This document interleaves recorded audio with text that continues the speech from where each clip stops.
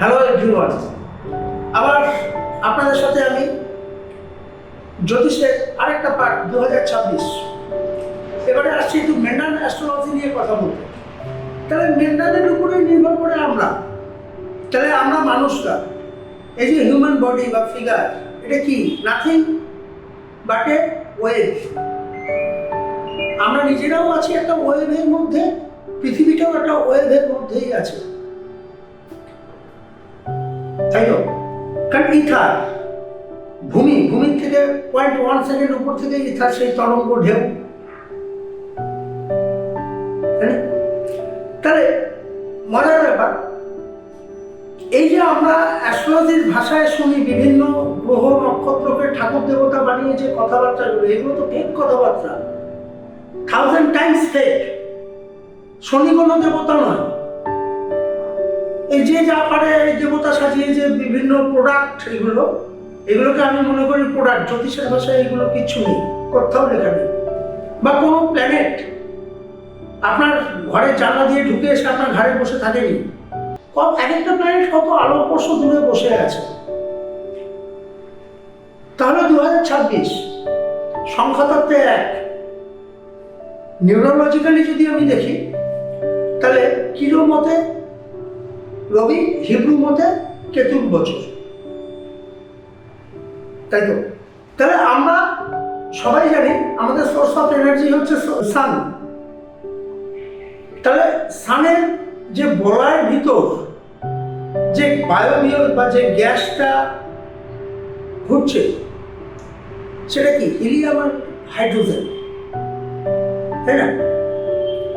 তাহলে হিলিয়াম আর হাইড্রোজেন এটা তো পরমাণু বোমার কনসেপ্ট।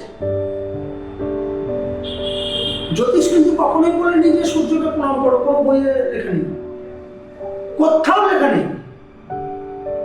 তাহলে মেন্ডান অ্যাস্ট্রোলজি আমরা পৃথিবী একটা গ্রহ, পৃথিবীর উপরে আমরা দাঁড়িয়ে আছি। তাহলে আমরা মানুষরা, আমি আগেই বললাম যে human body nothing but A wave, তাই না? পৃথিবীর গভীরে 26 সেকেন্ড অন্তর একটা ফ্রিকুয়েন্সি তো আসছে, যা এখনো সায়েন্স আবিষ্কার করতে পারেনি। এটা আমরা জ্ঞানী শিক্ষিত প্রত্যেকটা ব্যক্তি আমরা জানি। আমি আসবো ডিটেলসে এই সমস্ত অ্যাস্ট্রোনমি নিয়ে, কারণ অ্যাস্ট্রোলজিটা শিখতে গেলে আগে ভালো করে অ্যাস্ট্রোনমিটা জানতে হবে। যে ব্যক্তি ভালো অ্যাস্ট্রোনমার সে ভালো অ্যাস্ট্রোলজার। তাহলে ডিগ্রিগতভাবে কালপুরুষের রাশিচক্র, মেষ রাশি থেকে শুরু করে মীন রাশি, এগুলোকে নাম দেওয়া হয়েছে মহাশূন্যে। এই সমস্ত কোনো নাম ওখানে প্রিন্ট আউট করা নেই, বা কোথাও মহাশূন্যে কেউ গিয়ে স্টিকার লাগিয়ে দেয়নি। এক একটা কাল্পনিক নাম দেওয়া হয়েছে, সবই ডিগ্রিগত ব্যাপার। পৃথিবীটা 360 ডিগ্রি, 360 ডিগ্রিকে 12টা ভাগে ভাগ করা হয়েছে। 12টা ভাগে বিভক্ত করে এক একটা ভাগকে 30 ডিগ্রি করে, সেই 360, 12 গুণ 30 = 360। আর 9টা নক্ষত্র, অশ্বিনী, ভরণী, কৃত্তিকা, রোহিণী, মৃগশিরা, আদ্রা, পুনর্বসু, পুষ্যা, লাস্ট অশ্লেষা। তাহলে কেতু থেকে শুরু, বুধে গিয়ে শেষ। এই 9টা প্ল্যানেট কটা হাউসকে কভার করছে? মেষ রাশি থেকে শুরু করে কর্কট রাশি, মেষ, বৃষ, মিথুন এবং কর্কট, এটা একটা পার্ট। আবার আরেকটা পার্ট সেই সিংহ রাশির অশ্বিনী মঘা থেকে শুরু হচ্ছে, সেই কেতু নক্ষত্র থেকে শুরু হচ্ছে, আবার বৃশ্চিকের জ্যেষ্ঠায় গিয়ে শেষ হচ্ছে। আবার ধনু রাশি মূলা নক্ষত্র, কেতু নক্ষত্র থেকে শুরু করে মীনের রেবতীতে গিয়ে শেষ হচ্ছে। তাহলে 3টে পার্ট, তাই তো? তাহলে 3 4 12, 3 4 12, 3 4 12 মানে 3 4 12 মানে 120 ডিগ্রি। 120 × 3 = 360। তাহলে এক একটা হাউস 30 ডিগ্রি, এক একটা হাউসের 2.25 করে নক্ষত্র, এক একটা নক্ষত্রের স্প্যান 13.2,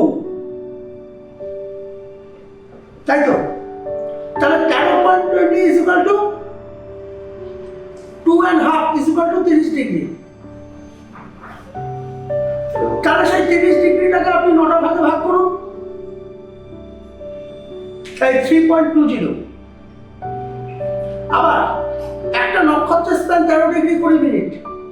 একটা নক্ষত্রকে আপনি সেই 9 দিয়ে ভাগ করুন 13°20', সেই 1.20 এক একটা সাবলর্ড। এবারে আসুন ওয়ার্ল্ড ম্যানার অ্যাস্ট্রোলজি। তাহলে আমি এর আগেও 2022 সালের 16 জুলাই থেকে বলা শুরু করেছিলাম 2022 সাল ওয়ার্ল্ড ওয়াইজ অত্যন্ত খারাপ পরিস্থিতি থাকবে নানান দিক থেকে। নাম্বার 1, মধ্যপ্রাচ্য এবং ইউরোপ ইউনিয়ন কান্ট্রিগুলো একে অপরের সাথে যুদ্ধে জড়িয়ে যেতে পারে বা যুদ্ধকালীন পরিস্থিতির সৃষ্টি হতে পারে। নাম্বার 2, সাউথ ইস্ট এশিয়া যুদ্ধকালীন পরিস্থিতির সৃষ্টি হবে। এগুলো সবই আমার অ্যাস্ট্রোলজিক্যাল অ্যানালাইসিস মাত্র, ব্যক্তিগত স্তরে কোনো কথা নয়। আমি ভারতবর্ষের নাগরিক। আমাদের ভারতবর্ষের মধ্যে বলেছিলাম আমি বারংবার, north east India, north India, north West India নানান রকম ভাবে যুদ্ধ বা যুদ্ধকালীন পরিস্থিতির সম্মুখীন হওয়ার সম্ভাবনা অতি প্রবল 2026। আর যদি প্রাকৃতিক দিক থেকে তাকাই তাহলে বলবো ও ভয়ঙ্কর থেকে ভয়ঙ্করতম ভূমিকম্পের প্রবণতা কোথায়? এক হচ্ছে ইউরোপ ইউনিয়ন, আদারওয়াইজ হিমালয় বিস্তীর্ণ অংশ, ইনক্লুড অলসো অস্ট্রেলিয়া, তৎসহ নানান রকম প্লেন দুর্ঘটনা, ট্রেন দুর্ঘটনা, বাস দুর্ঘটনা, জাতি দাঙ্গা, নানান রকম ঘটনার সাক্ষী থাকবে এই 2026। 2026 কোনো দিক থেকেই কিন্তু আমি আসল লোক খুঁজে পাচ্ছি না। তাহলে সেই জায়গা থেকে আমি একটাই কথা বলবো, কারণ আমরা প্রত্যেকেই মানুষ। আর স্যাটার্ন থাকছে মীন রাশিতে, তার অ্যাজ পার আওয়ার বৈদিক মাইথোলজি। আমি হিন্দু মাইথোলজি এই জন্য বলবো না, হিন্দু বলে কোনো ধর্মই নেই। হিন্দু একটা কাস্ট, একটা সভ্যতা। সিন্ধু শব্দের অপভ্রংশে হিন্দু এসেছে। সিন্ধু শব্দের অপভ্রংশে হিন্দু, হিন্দু কোনো ধর্ম নয়, হিন্দু একটা সভ্যতা। অনেকের মুখে শুনেছি সনাতন ধর্ম। সনাতন ধর্ম ওখানে কি আছে? কোনো দেবদেবী নেই তো, ওম নিরাকার। আর সনাতন শব্দের অর্থ কি? সনাতন শব্দের অর্থ হচ্ছে ডেভেলপমেন্ট বা নিত্য নতুনকে স্বীকার করে নেওয়া। তাহলে আমরা কি? আমরা বৈদিক রীতিনীতি মেনে চলি। আমরা বৈদিক রীতিনীতি মেনে চলি। অর্থাৎ 2026 সাল আমি বলবো ওয়ার্ল্ড ওয়াইজ অত্যন্ত বেদনাদায়ক, দুঃখদায়ক, নানান স্মৃতির সাথে জড়িয়ে থাকবে।